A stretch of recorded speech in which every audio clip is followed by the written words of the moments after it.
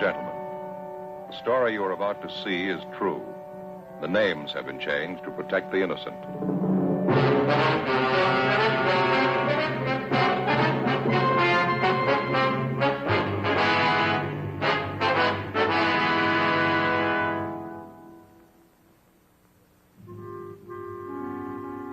This is the city.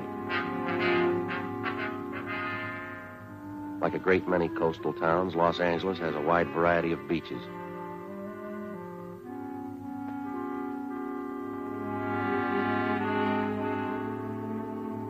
This is Long Beach, California. Like you, when I get a day off, I go here too. I'm a cop. It was Wednesday, March 18th. We were working the day watch out of robbery division. My partner's Frank Smith. The boss is Captain Harry Didion. My name's Friday. We'd gotten a report that a hold-up man we'd been after for months had been located. The report said he was armed. We knew he was dangerous. We had to get him.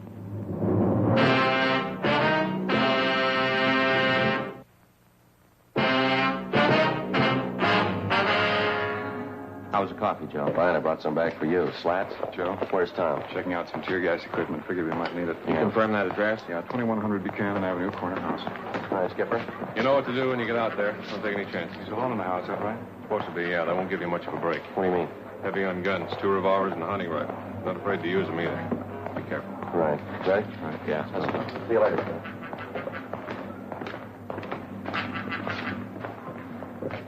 Oh, it's a long haul, huh? Hope this washes it up. Hunting rifle and 2 revolvers. What do you think, Joe? 18 robberies in 3 months. You know the guy as well as I do. Yeah. What's your guess? His name was Hoffman, George R. In our files, his criminal record dated back to high school days. Petty theft, grand theft auto, burglary, armed robbery. His record included 2 terms at Preston School of Industry and 1 at San Quentin. Hoffman's latest campaign was a 3-month run of armed robberies. We tried everything we knew to stop him, but it wasn't enough.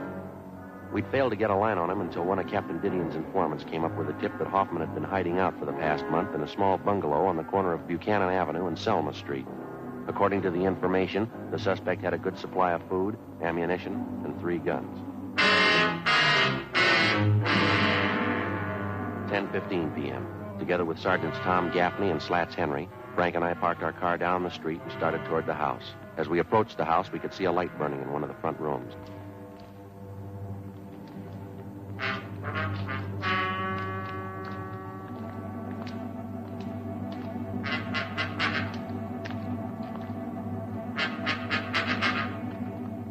All right, Slats, you and Tom want to cover the back? Right, Joe. Go, Tom.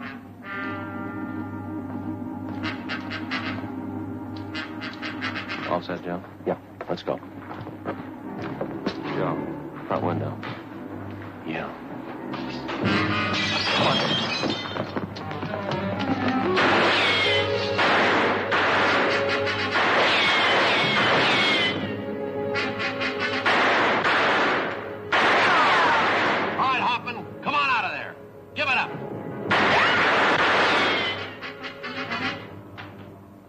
Joe?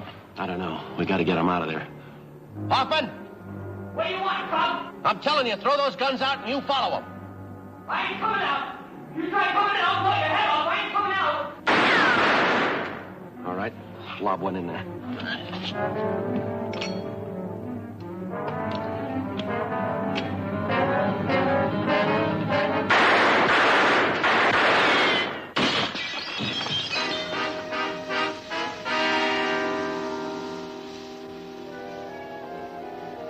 What do you think, Joe?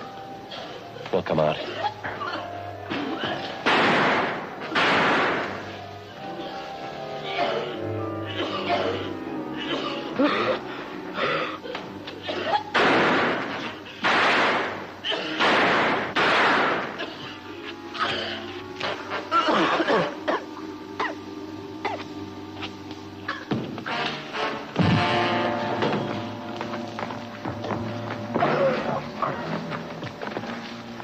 All right, come on, Hopper. On your feet. Come on, get up.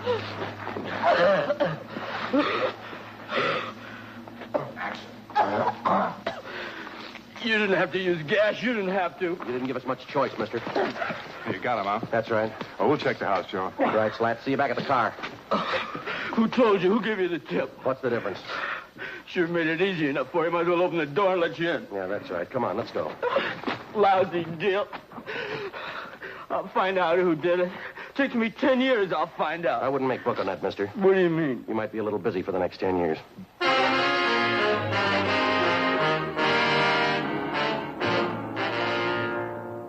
George Hoffman was taken downtown and booked on suspicion of robbery. At a special show-up, he was identified by more than a dozen of his robbery victims. Between his arraignments and his preliminary hearings, we worked together with the district attorney's office in lining up witnesses and preparing the evidence against the suspect. We figured we had an airtight case. Hoffman's trial in Superior Court was set for May 14th.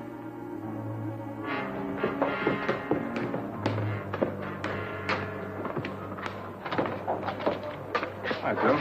Oh, hi, Slats. What's doing? Still raining, Hoffman? Yeah. What happened to your eye? How about that? I'll never live it down. Let me see. First real black eye I ever had. Had bruises, you know. They hurt, believe me. Well, how'd it happen? Every week, Gaffney and I go up to the neighborhood boys' club after work to help coach the kids at sports, you know. Yeah, I know. Last week we had boxing lessons. I was coaching this one youngster. Turned out to be a lot quicker than I thought. He really connected. Well, I guess everybody's heard the story by now, huh? Just about. Gaffney took care of that. Captain called me in this morning asking me if I wanted to file assault charges against the kid. Big joke. Never fails. You still coaching up there? Not this week. Kids are supposed to get lessons in wrestling. I'm not taking any chances. Yeah? They've been watching television for months. See you later, huh? Right, Slats. Put your coat on, Joe. Why, what's doing? George Hoffman. Yeah? Just broke jail. The morning of his escape, Hoffman was scheduled to appear in Superior Court for trial. According to routine, he was taken from his county jail cell on the 12th floor of the Hall of Justice and escorted to the jail shower room on the 14th floor. There, he was to take a bath and change to his civilian clothes for his appearance in court. While he was in the shower room, he turned on the hot water faucets, filling the room with steam to hide his actions from the guard. He succeeded in forcing his way through a door, up the stairs, and got to the roof of the building. Realizing that he couldn't escape down through the building, he dropped over the edge of the roof, down 18 feet, landing on top of a ventilator shaft. From there, using the metal flanges on the shaft, he climbed 7 stories down the outside of the building. At the 8th floor, he kicked open a window and got inside an office of the building. He slugged a bailiff who tried to stop him, and then he ran down the remaining flights of stairs into the street and disappeared into the crowd. 20 minutes later, he robbed a dentist's office at 3rd and Los Angeles Streets and got away. Police and sheriff's deputies covered the city for him. Frank and I were among them. 11:55 p.m. We checked back into the office. Hi, Skipper. How about Hoffman? Anything new? Nothing. Not a trace of him. You must have a good friend someplace in town. Everything's covered. His friends, relatives, his hideout, everyone he knows, every place he's ever been. We plugged every loophole we can think of. The depots, terminals, the airports. Still no trace of him. I don't know. Sure is a strange one. No stranger than climbing down the side of a building. Did you check that story out, Captain? It's the truth. Apparently Hoffman planned the thing out pretty carefully. Well, how do you mean? The sheriff's men talked to some of the prisoners in the jail. They said Hoffman was practicing for it since the day we put him in there. He'd work out 5 to 6 hours every night, building up his hands and fingers. Well, how'd he do that? He used the upper bunk in his cell. He'd hang from the edge of it with the tips of his fingers. He'd do it for hours, pulling his body up and down. He made little grooves in the wall, dug his fingertips into them. Prisoners say he got so he could hold himself up like that 10 minutes at a stretch. It's pretty amazing. Robbery, Didion. Yeah, little John, I sent him out about 10 minutes ago to relieve you. Should be there any minute. Right. What about our schedule, Skipper? As far as I know, we'll go all night on this. Sheriff's office is the same. Uh-huh. You two were relieved at 11:30. Better check back in here at 5:30 a.m., okay? Right. Hot shot. I'll get it.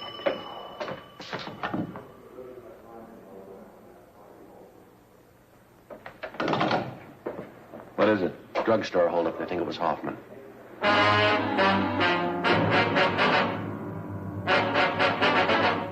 The scene of the holdup was the Rex Lake Pharmacy on the corner of Pico Boulevard and Pine Lake Street. The victim, a Mr. Clarence Geringer, told us that the holdup man had entered through a rear door, slugged him, and escaped on foot with his overcoat and about $150 in cash. We showed him a number of mug shots. He identified George Hoffman as the bandit. A special detail of men were ordered on a thorough search of the general area around the drugstore. No sign of the suspect. The citywide Dragnet continued all that night and into the next day. No developments. The search went on. A week passed. At 10 p.m. on the day Hoffman was scheduled to be tried in Superior Court, he beat up and robbed a 40-year-old liquor salesman in the Highland Park area. Again, he made good his escape. Routine investigation failed to turn up a thing. We continued to check out every possible lead.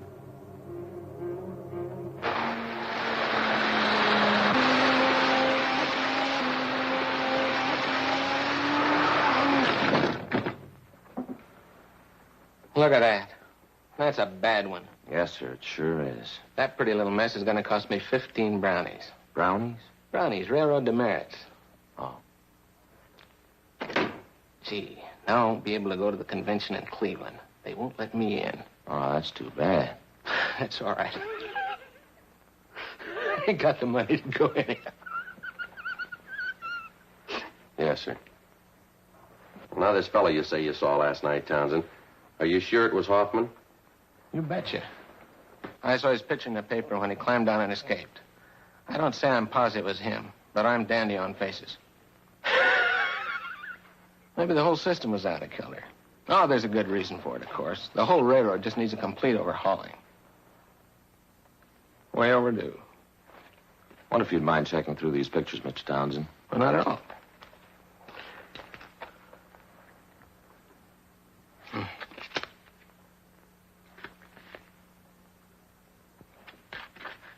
Gee, that's a mean-looking one. Well, that looks like Harvey, the president of our railroad club. Which isn't, though. He wears a brush.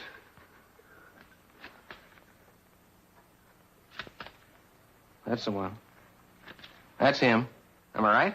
Yes, sir, that's Hoffman. Do you happen to know where he's staying? Yes, an auto court on Royal Oaks Avenue. He's been there for a month. Say, Sergeant, if you find out it really is this Hoffman, don't tell Mrs. Cox at the auto court. It'd just break her heart. That's so? She's sort of an amateur detective. She thinks she knows faces better than I do.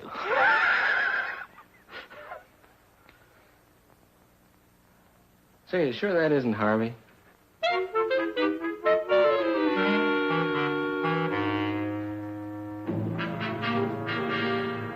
After we left Roy Townsend, we called the office and filled them in. Captain Didion called Pasadena and notified them.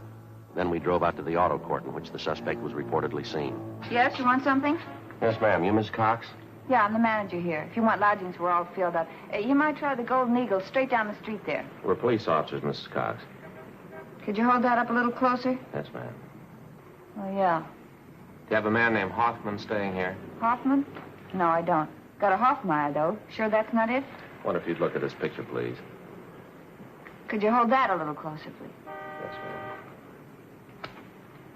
ma'am. Could you get a little closer?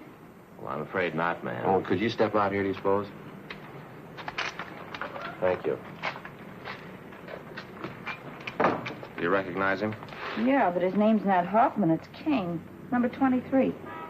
He's not in, though. Left about an hour ago. That's so? Yeah. I guess he won't be back for another hour.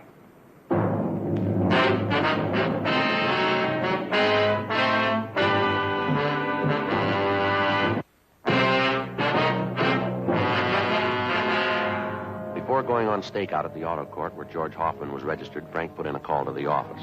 The owner of the court, Mrs. Cox, gave us a pass key to cottage number 23 where the suspect was staying. We advised her to say nothing to Hoffman when he returned. We went to cottage 23 and we waited. An hour passed. Hoffman failed to show. Another hour went by. Still no sign of him.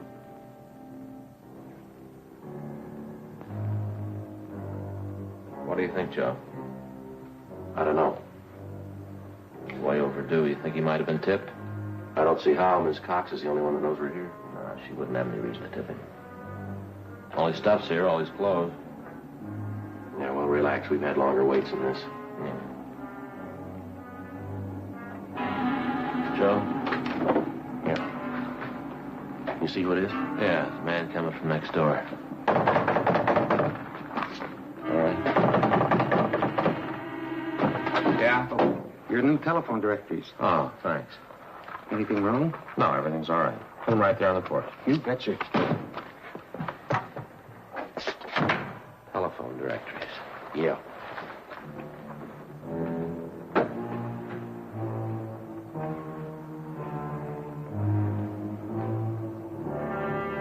We checked with the office.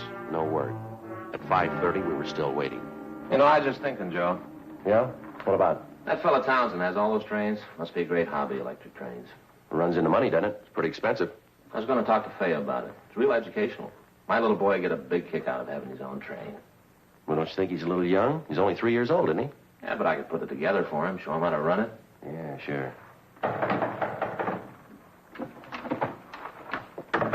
Officers, it's me, Mrs. Cox. Oh, my. Oh, I'm sorry, Miss Cox. Yeah, well, I'm sorry to bother you, but your office just called. They wanted me to give you this. All right. Thank you very much, ma'am. Hope everything's all right. Yes, everything's fine. Thank you. Well, I'll be in my office if there's anything you want. Yes, ma'am. Thank you. What is it? It's from Didion. Yeah. We just picked up Hoffman 10 minutes ago.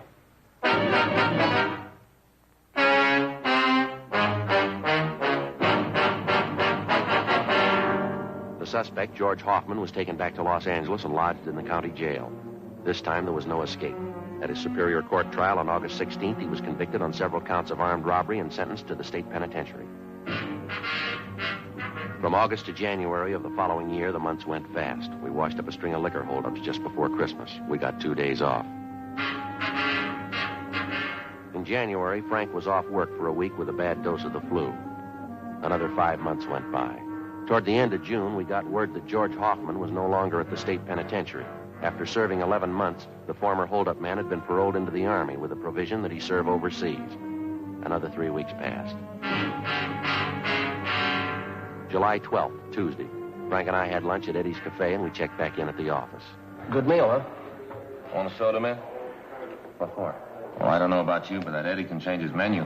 Fried beans, some pastrami sandwiches, that's all we ever get. Well, from the way you dug in on, I kind of got the idea I liked him. Oh, I like them, sure, but eat too much. Look at me. 3 sandwiches and 2 plates of beans. No wonder I can't eat dinner. All right, Joe. Slats? I didn't know you two were back from lunch. Okay if I grab a sandwich? Yeah, sure. Go ahead. We'll cover it.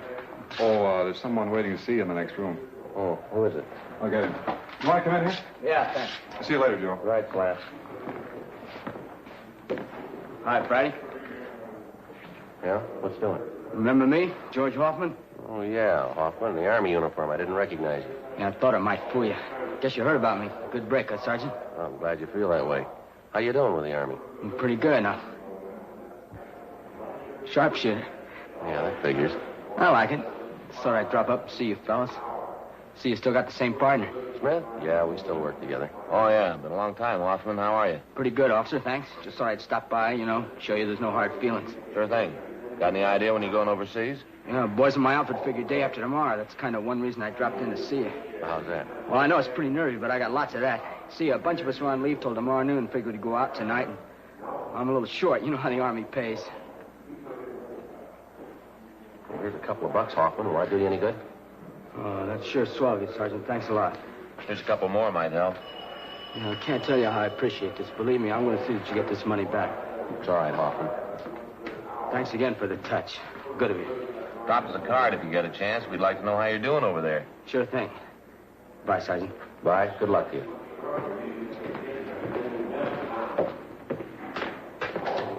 Thanks again for the money. Don't mention it.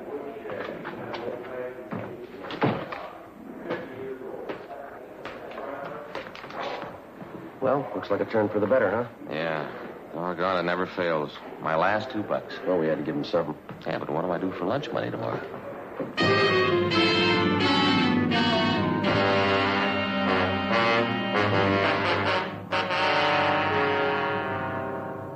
2 p.m. We drove out to the Wilshire district to interview a victim of a recent drugstore holdup. 4 p.m. We brought him back downtown and took his statement. 4:30 p.m. Friday? Smith? Hi, Skipper. Henry says that ex-con George Hoffman was in today and you talked to him. Yeah, that's right. Have a look. The MP's just left. Well, your $2 went for nothing, Frank. Hoffman's wanted. Huh? He just broke out of Army prison this morning. Together with the Army authorities, local officers joined in the citywide search for Hoffman. At 10 o'clock that night, a food market at Santa Fe and Rialto was robbed and the proprietor was beaten. From our mug shots, the victim identified Hoffman as the holdup man. Shortly after midnight, a drugstore on Crenshaw was held up. Hoffman was again tabbed as a suspect. The next 2 days, the search was intensified. No leads. 2 more days went by.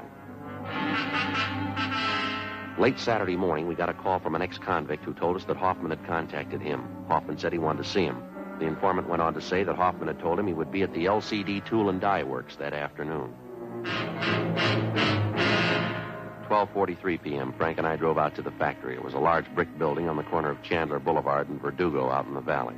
We talked to our informant, Charles Kilgore. Like I told you on the phone. George called and said that he had to see me. He say what it was about? No, just that it was important.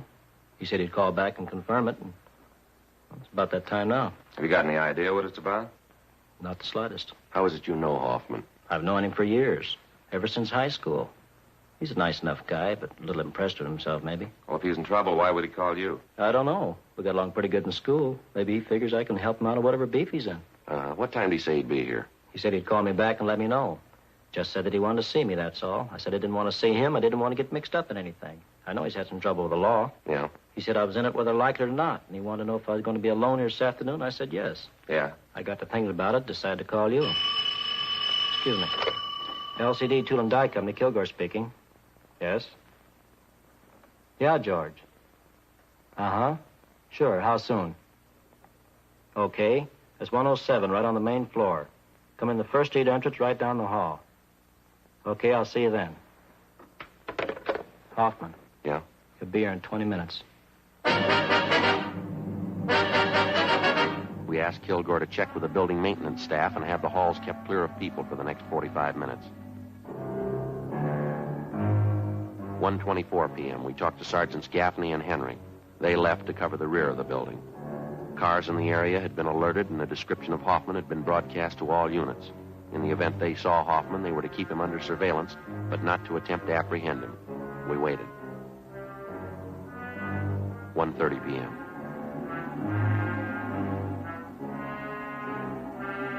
$140. 146.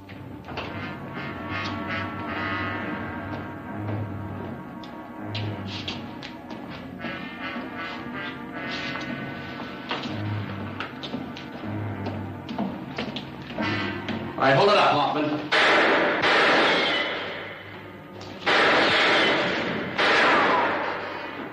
Head on. Take the stairway.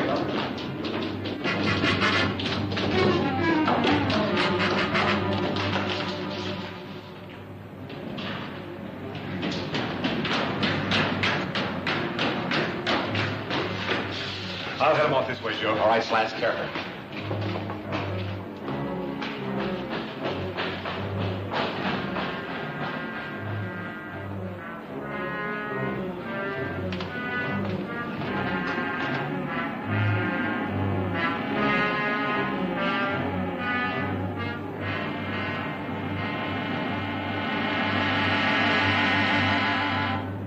All right, come on out of there, Hoffman.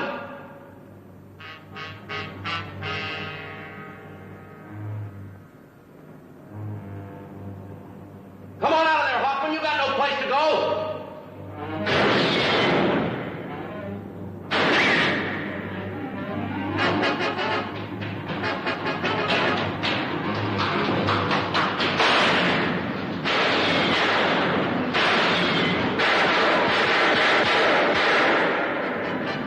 Don't shoot him on him, kid! Throw that gun out here.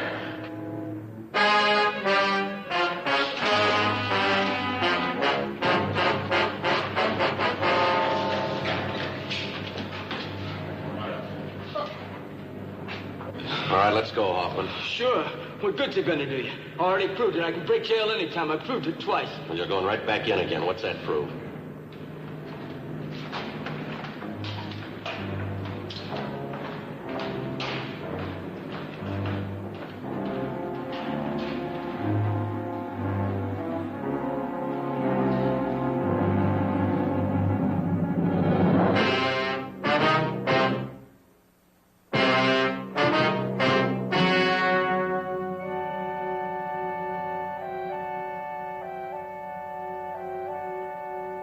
On October 8th, trial was held in Department 89, Superior Court of the State of California, in and for the County of Los Angeles.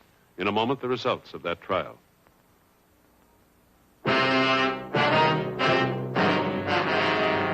The suspect was tried and convicted of first-degree robbery, 3 counts, each sentenced to run concurrently.